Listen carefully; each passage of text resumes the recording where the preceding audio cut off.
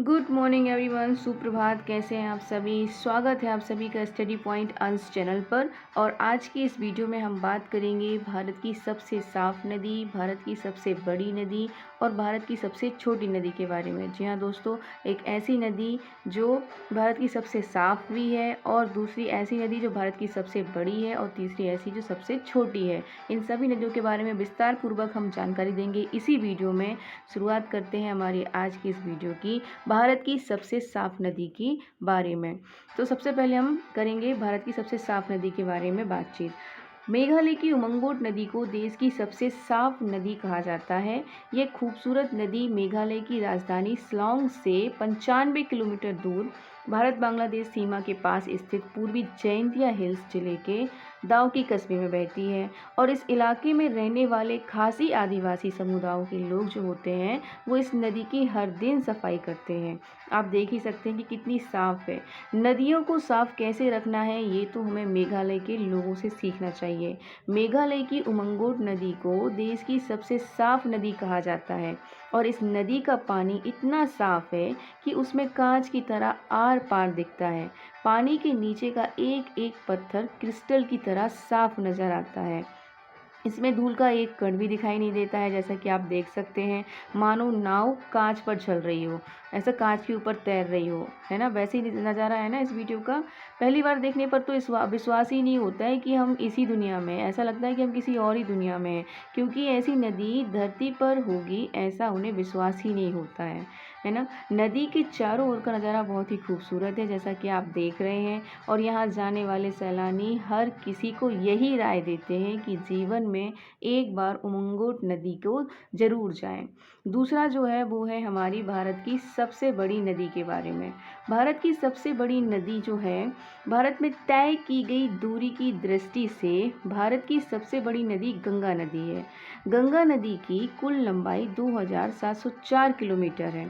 सिंधु और ब्रह्मपुत्र की कुल लंबाई गंगा की कुल लंबाई से अधिक है, लेकिन भारत में इसकी लंबाई जो है गंगा से कम है। इसलिए गंगा को भारत की सबसे लंबी नदी माना जाता है। जी हाँ दोस्तों, भारत को लंबी नदी इसलिए माना जाता है, गंगा को भारत की लंबी नदी इसलिए माना जाता है क्योंकि भारत में ये जिस क्षेत्र में फैली है, जितनी इसकी लंबाई है, ठीक है। इसलिए बाकी जो सिंधु और ब्रह्मपुत्र नदी है उनकी लंबाई गंगा नदी की तुलना में कम है। भारत के अंदर में कम है, इसलिए गंगा नदी जो है भारत की सबसे बड़ी नदी है, ठीक है। गंगा नदी उत्तराखंड के गंगोत्री हिमनद से निकलती है और गंगा नदी को गंगा के नाम से उत्तराखंड के देवप्रयाग नामक स्थान से जाना जाता है, जहां अलकनंदा व भागीरथी नदियां मिलकर गंगा नदी का निर्माण करती हैं। पश्चिम बंगाल गंगा जो है उत्तराखंड, उत्तर प्रदेश, बिहार, पश्चिम बंगाल में बहने के बाद बांग्लादेश में प्रवेश करती है और बंगाल की खाड़ी में विसर्जित हो जाती है। बांग्लादेश में गंगा नदी को पद्मा नदी के नाम से भी जाना जाता है। गंगा भारत की सबसे प्रमुख नदी है और यह सिर्फ नदी ही नहीं बल्कि यहाँ के लोगों की अस्मिता है, आस्था है। और आस्था के साथ जुड़ी ये नदी भारत के सांस्कृतिक एकता का भी प्रतीक है। हम सब जानते हैं ना, अलग प्रदेश इस नदी की आस्था के साथ जुड़कर समवेत भारत का निर्माण करते हैं। यदि यह नदी जो है वो गोमुख से निकलकर गंगोत्री में अपनी और भी सहायक धाराओं के साथ में लेकर बहते हुए हरिद्वार में समतल भूमि पर आती है और फिर यहाँ से प्रभावित होते हुए उत्तर प्रदेश के विभिन्न प्रांतों से गुजरती है और आखिर में बिहार से होते हुए बंगाल की खाड़ी में जा गिरती है। तो ये है हमारे भारत की सबसे बड़ी नदी गंगा नदी, जो कि ब्रह्मपुत्र और जो सिंधु नदी है उनकी लंबाई अधिक है, लेकिन उनकी लंबाई भारत में कम है। गंगा नदी की लंबाई भारत में अधिक है, इसलिए ये नदी भारत की सबसे बड़ी नदी है। अब हम बात करेंगे देश की सबसे छोटी नदी के बारे में, जो कि है अरवरी। बात यदि छोटी नदियों के संरक्षण की हो और अरवरी का नाम नहीं आए, यह संभव नहीं है। राजस्थान में बहने वाली अरवरी देश की सबसे छोटी नदी है, जो मात्र 90 किलोमीटर के क्षेत्र में ही प्रभावित होती है। लेकिन आंकड़ों से हटकर यह नदी चर्चा का विषय बनी अपने पुनर्जीवन प्रयास के कारण। अरवरी देश की एक ऐसी नदी है जो बिल्कुल मृत हो चुकी थी, लेकिन सामुदायिक रूप से किए गए प्रयासों और संकल्पित भावों के कारण आज यह नदी पुनर्जीवन प्राप्त कर बह रही है। अरवती क्यों मृत हो गई थी, कैसे मृत हो गई थी, इसकी कहानी पे भी हम चर्चा कर लेते हैं। कभी 12 मासी और सघन वन क्षेत्र से घिरी हुई अरवरी ने बढ़ती आबादी की मार झेली। जैसे जैसे तटीय क्षेत्रों की जनसंख्या बढ़ने लगी, पेयजल और सिंचाई आदि आवश्यकताओं के लिए जल दोहन भी बढ़ने लगा। वर्ष 1960 के आसपास नदी के कैचमेंट क्षेत्र में संगमरमर की खुदाई का काम भी शुरू हो गया, जिसके लिए खदानें खोदी गई और धीरे धीरे जल संकट भी बढ़ता गया।